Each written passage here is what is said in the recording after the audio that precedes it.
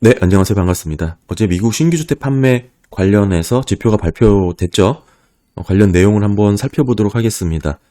일단 미국의 5월 신규주택 판매 건수 자체가 4월 추정치 68만 채보다 더 높게 나왔죠. 5월달 집계로 76만 3천 채, 그러니까 76만 3천 건이 판매 건수로 잡혔던 거고, 이 수치가 전월 대비로는 12.2%, 전년 대비로는 20%나 크게 증가한 숫자입니다. 22년 5월치만 하더라도 63만 6천 채에 불과했기 때문에 근 1년 만에 상당히 많이 오른 모습을 보여주고 있는데요.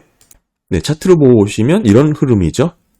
최근 22년 2월 이후에 가장 큰 폭의 증가라고 볼 수가 있습니다. 네, 보시면은 불과 1년 전만 하더라도 여기죠. 2015년 수준까지 떨어졌던 이 신규주택 판매 건수가 지금은 코로나 직전 수준까지 이렇게 회복을 한 그런 위치의 집계를 보이고 있고요. 결국에는 신규주택 판매 건수가 좋게 나온 것은 확인이 됐습니다. 이 숫자를 보고 이게 좋으면 좋은 대로 또는 떨어지면 떨어진 대로 그냥 그렇구나라고 볼 게 아니라 이게 지금 왜 올랐고 실제 함께 발표된 다른 지표들과 분석을 해보면서 정말 우리가 이 지표를 통해서 알고 싶었던 게 이거잖아요. 주택 부동산 경기가 정말로 턴어라운드 할 것인가, 주택 경기가 살아날 것인가를 중요하게 들여다보기 때문에 이 지표를 보는 건데, 과연 그렇게 해석할 수 있을 만한 지표인지 한번 살펴보도록 하겠습니다. 우리가 이제 신규 주택 판매 건수 이런 지표에 대해서 중요하게 들어보는 이유가 미국 부동산 주택 경기가 회복하는 게 전반적인 경기 신호의 확대로 우리가 이해할 수 있는 부분이기 때문에 중요하게 지켜보고 있거든요. 상당히 선행해서 움직이는 특성이 있기 때문에 이 부분에 맞춰서 오늘 영상을 한번 준비를 해봤습니다. 먼저 판매 건수 자체만 놓고 차트를 보고 있는데요. 일단은 지금 현재 여기죠. 이 위치에 있는데 주택 공급 측면이라는 내용에서 본다면 2008년 상당히 과잉 공급이 이루어졌던 구간이 있었습니다. 이후에 상당 부분 건설회사, 건설업자들이 위축된 기간을 상당히 오랜 기간 보내게 되는데요. 이 구간입니다. 약 15년 정도의 기간 동안 건설업자들은 어떻게 보면 상당히 위축 기간을 쭉 보내왔죠. 이런 시간을 보냈다는 것은 미국인들의 가구 구성 변화에 따른 공급이 제때 이루어지지 못했다라는 것을 뜻합니다. 그러니까 가구의 변화 대비 꾸준한 신규 주택이 공급이 돼야 어느 정도 흘러갈 수 있는 차트가 나오는데, 이 구간에는 너무 과잉해서 공급이 됐고 이게 문제가 생겨서 터지니까 이때는 또 너무 위축돼서 공급이 제한적으로 이루어졌다라는 것을 뜻하죠. 그러니까 첫 번째는 신규주택 공급이 역사적인 구간을 놓고 봤을 때는 여전히 낮은 구간에 위치해 있었고, 이 부분은 중장기적으로 봤을 때 신규 공급 부족이라는 문제를 해결하기 위해서 어느 정도의 일정 수준의 수요는 늘 있을 것이다 라는 것을 이해를 할 수가 있고요. 게다가 더 근본적인 원인은 저는 가격에 있다고 봅니다. 실제 신규주택 가격이 하락을 하고 있었죠. 몇 달 전부터 하락을 하고 있었고요. 실제 이번 신규주택 발표된 자료에 이 신규주택 중간 가격이 4월달 집계만 하더라도 48만 7천 달러였는데 5월달 집계는 41만 6천 달러로 상당히 대폭 하향 조정됐죠. 가격이 떨어진 것입니다. 게다가 여전히 판매 가격이 지금 현재 위치가 1년 전과 비교를 해보더라도 약 8% 낮은 수준에 머물러 있습니다. 한마디로 이렇게 공급이 상당 기간 오랫동안 위축되어 왔었고, 더불어 가격까지 이렇게 영향을 주게 된 상황이 이뤄진 것이죠. 그러니까 공급이라는 부족 현상이 기본적인 베이스로 깔려 있는 상황에서 이 가격이라는 이슈가 단기적으로 이렇게 작용을 하게 된 것입니다. 과거 차트를 보시게 되면 가격과 신규주택 판매 건수는 비슷한 추이로 변동성 스프레드 차가 없이 흘러왔었는데 어느 정도 이 간극이 벌어지기 시작했죠. 코로나 이후부터는 어느 정도 벌어졌고 지금 와서 그 간격이 이렇게 좁혀지고 있는 모습이 나오고 있는 겁니다.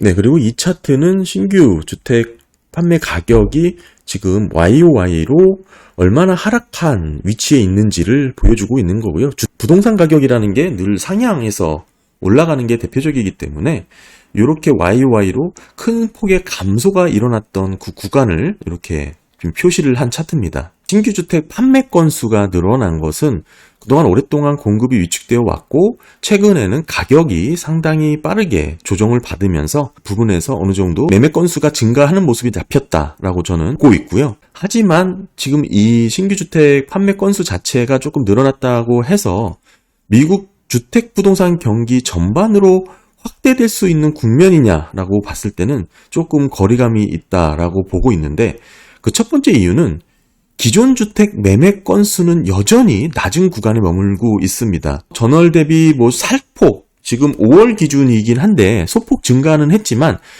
예전보다 전년 대비로 봤을 땐 20%나 현재 낮은 수준에 있는 게 기존 주택 판매 건수거든요.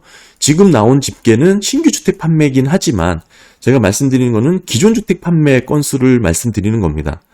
게다가 미국 주택 시장에서 기존 주택이 차지하는 비중은 약 80%가 넘어서고 있습니다. 그러니까 대부분 미국의 주택 부동산 경기를 직접적으로 설명하는 것은 기존 주택, 그러니까 세컨드리 마켓이죠. 기존 주택이라고 보시는 게 맞습니다. 신규 주택 판매가 늘어난 게 중요한 것은 미국 주택 시장 전반으로 확대될 수 있는 턴어라운드의 수치로 보는 것은 조금 거리감이 있다라고 말씀을 드리는 거고 게다가 우리가 쉽게 볼 수 있는 기존 주택 매매 건수의 지표는 원래 조금 지난 자료죠. 한 달, 두 달 지난 자료입니다. 이미 클로징까지 마무리된 잔금까지 다 치른 그런 완료 건수만 집계가 되기 때문에 항상 우리가 기존 주택 판매 지수를 놓고 봤을 때는 지난 자료를 볼 수밖에 없는데요. 그래서 우리가 함께 보는 게 잠정주택 판매 지수죠. 이 부분입니다. 이 지수에는 신규 주택은 제외가 된 집계치이기 때문에 기존 주택 판매의 추이를 볼 수가 있는데요.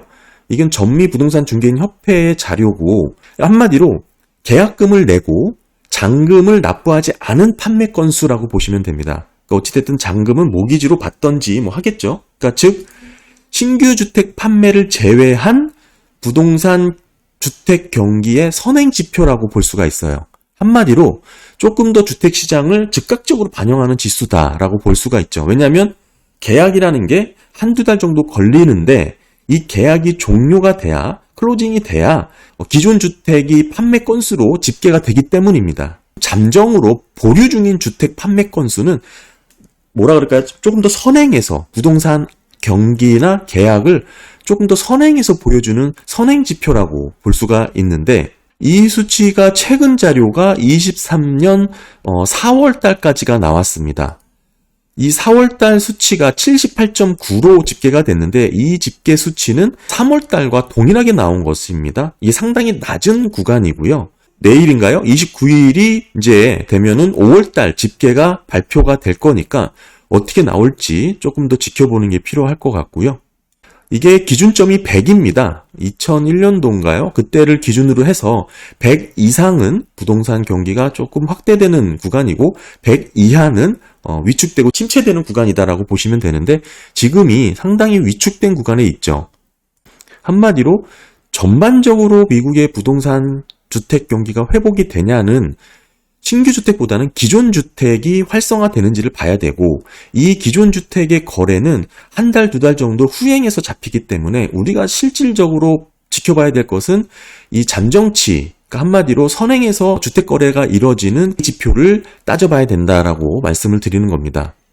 한마디로 기존 주택 거래가 거래 대비 약 한 달, 두 달 정도 선행한 지표이기 때문에 그렇게 놓고 봤을 때 여전히 기존 주택의 부분은 상당히 침체 구간에 유지해 있다라고 볼 수가 있는 것이죠. 이게 미국 부동산 경기 전반에 80%의 영향을 미치는 거기 때문에 신규 주택하고는 범위나 규모가 완전히 다르다고 보고요. 보시면 1월달, 2월달 이렇게 반짝 상승을 하는 모습이 소폭 증가폭이 잡혔지만 다시 이렇게 둔화가 되면서 위축되는 것으로 이어지고 있고요. 이게 29일 새로 업데이트 되기 때문에 그때도 한번 새로 짧게라도 한번 살펴보도록 하겠습니다. 그러니까 정리를 해보면 현재 미국 부동산 경기는 기존 주택은 여전히 위축 구간에 있다. 하지만 지금 최근 발표된 신규 주택 판매 건수는 증가하는 것으로 좀 잡혔는데 기존 주택 거래가 미국 부동산 경기의 80% 부분을 차지하고 있기 때문에 이 부분을 더 중요하게 지켜봐야 된다라고 말씀을 드리죠. 결국에는 기존 주택 판매는 여전히 위축 구간에 있습니다. 이 이야기는 예전에 한 2%, 3%의 모기지 금리로 집을 구입한 분들이 이거를 현재 팔아야 될 이유가 현저히 낮은 것이죠. 지금은 6%대 금리 수준으로 우리가 모기지 30년을 빌려야 되기 때문에 기존에 3% 금리를 받아놓은 집을 팔아야 될 이유가 하나도 없습니다. 그러니까 기존 집을 처분하고 새 집으로 이사 가야 될 요인이 너무 적어요. 그래서 최근에 신규 주택 판매가 반등을 하게 된 이유도 기존 주택 판매가 상당히 위축되어 있고 부진해 있는, 한마디로 거래 자체가 이루어지지 않은, 물량이 잠겨 있는 것도 주요 원인 중에 하나입니다. 그러니까 이 부분을 조금 쉽게 설명을 드리면 거래량이 아주 작은 특정 한두 건의 거래 건수가 튄 거예요. 그게 높게 잡혔던 건데 그거를 갖고 과장해서 확대 해석할 이유가 하나도 없다라는 것이죠. 다시 한번 정리를 드리면 미국 부동산 경기의 80%를 차지하는 기존 주택은 현저히 물량이 잠겨 있습니다.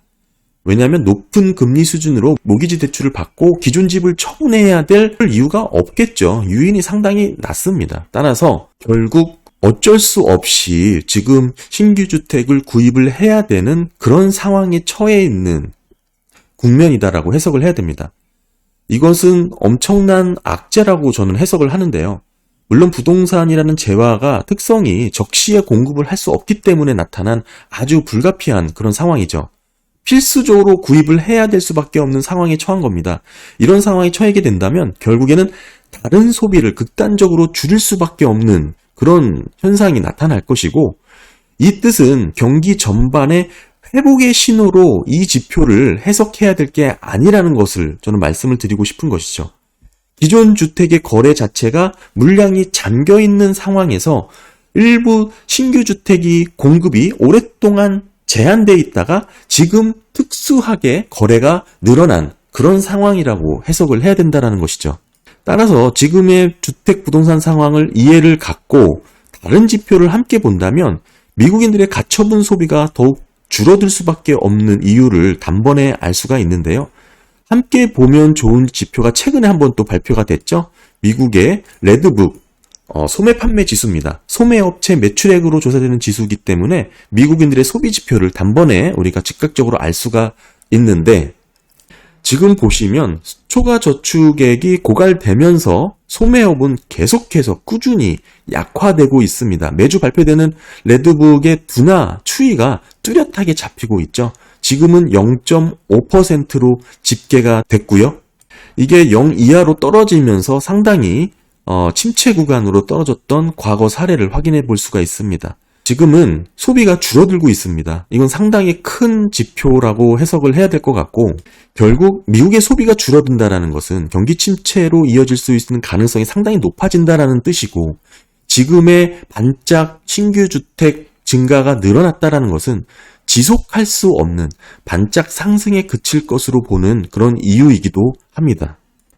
네, 오늘 신규 주택 판매 건수 지표를 통해서 기존 주택 판매 상황과 또한 미국인들의 소비 관련된 부분까지 함께 엮어서 말씀을 드려봤습니다. 지금 신규 주택 판매 건수가 늘어나서 긍정적으로 해석할 수 있는 여지도 있긴 하지만, 이 내막을 조금 더 전체적인 미국 부동산 경기의 확대로 해석할 수 있는지에 대해서는 아직은 조금 더 지켜봐야 된다라는 게 저의 생각입니다. 네, 감사합니다.